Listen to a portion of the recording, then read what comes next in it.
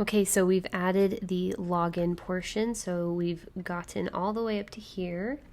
And now we just need to show the next couple of steps, or the next half of steps. So the next thing we want to do is have the employees see the list of all the rooms and their rates. And so this is where I had to come up with a design for the employee to see the rooms and rates, because the employee is going to see them differently than the user or the customer. The employee is going to have an editable view, while the customer is going to have a more kind of advertising or something that makes them look appealing, so that they want to, they want to come and book a room. And so, and it's the way that the customer is going to see it. They're going to need to be able to see the information laid out in a way that will help them fulfill their need to book a hotel room. So it's just different needs, right? An employee is just wanting to edit and is just wanting to see what's on file, whereas a customer is coming in to kind of look at things to understand what they can purchase. So coming up with a hotel room with rooms and lists for an employee was pretty simple. So I just kind of thought of it as an Excel sheet. So let's go ahead and add another artboard here. So we're done with this opacity. We should be able to see the user is logged in now. And so I'm actually going to come and I'll just do this. I will grab a new component, a new navigation bar component. Where is it?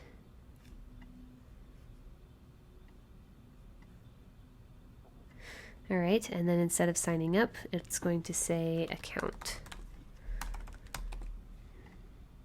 And there we go. Now we just need to have a title for the page. And so this is what I've come up with. I'm going to go ahead and have it say rooms and rates. So let's see, I'm going to grab my text right here and I'm going to say rooms and rates. So I'm going to make sure that that is in my character styles. I do have this one written out, so page title. So there's my page title. And then I'm going to have a subtitle here, and it's going to tell me what floor.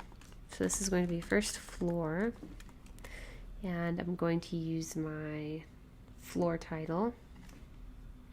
And then I'm going to have another subtitle, believe it or not, and this is going to be telling us the room number, so room number, and then the next one is going to be our rate.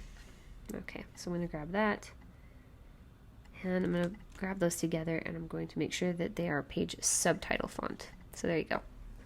All right, so looking good so far. Let's go ahead and keep going. So now I have kind of that template, or I have that set up. So now it's time to add the rooms. So I'm going to come into my components. I've already created these. Oh, here we go. Room record. Okay, that took me a minute to find. All right, let's grab it and put it on here. All right, so I'm going to grab this and line it up over here.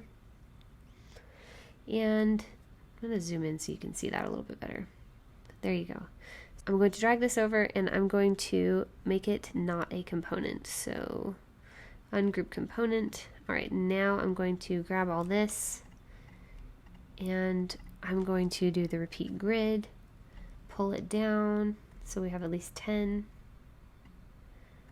And I'm going to shrink down this, the space between, and now I'm going to edit the room numbers. So I have these pre-made text files that have the floor room numbers, or the room numbers for each floor. So I'm going to drop them into the appropriate place. So if I hold that there and I drop it into that text box, it automatically fills out all of the following text fields in the correct way. There's a tutorial for how to do this, but you just saw me do it, so hopefully that makes sense. I just grabbed the text file and it separates them out by spaces, so we'll do this for each of the items. So anyways, so this is how we're going to do each of the sets of floors for the rooms.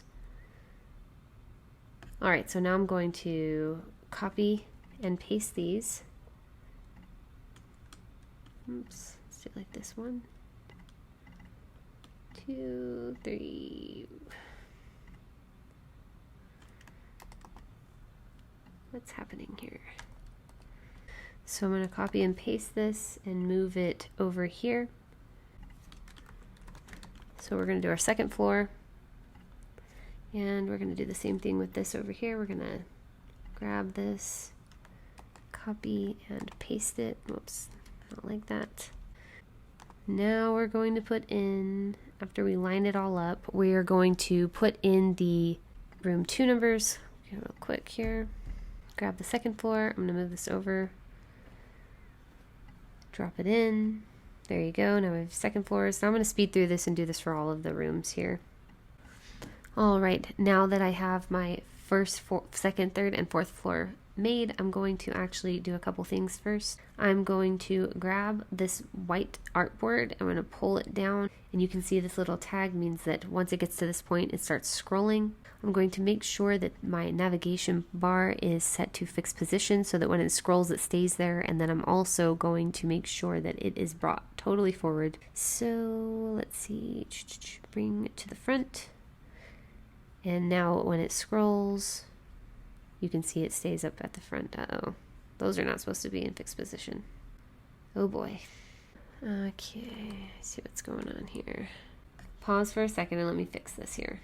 Okay, so I'm back and I fixed all my mistakes here. So I made a big mistake when I was creating this, and that was when I was clicked into this component, I started adding other things down here. And so what that did is it actually added those items to the component. And so before you start adding anything new, this is word to the wise, learn from my mistake here. Make sure you're clicked out of the component and then you can start adding things. Now, when I click play, whoops, let me click play on the right one. When I click play on this board here, it should all go behind. Now I got to send all this stuff to the back again because I just recreated it, but it should all, so everything is lining up right. Let me bring this back forward, bring to the front. Now when I play, there you go. Okay, woo, my goodness, that was a little bit of a hurdle there. You didn't see because you get to just skip through. All right, let's go ahead and get to the next thing. So now that we have the floor created, actually let's go ahead and make this into a second video because this is turning out a little bit longer than I was anticipating. So we're going to then, let's look at how to add the edit form and populate that form.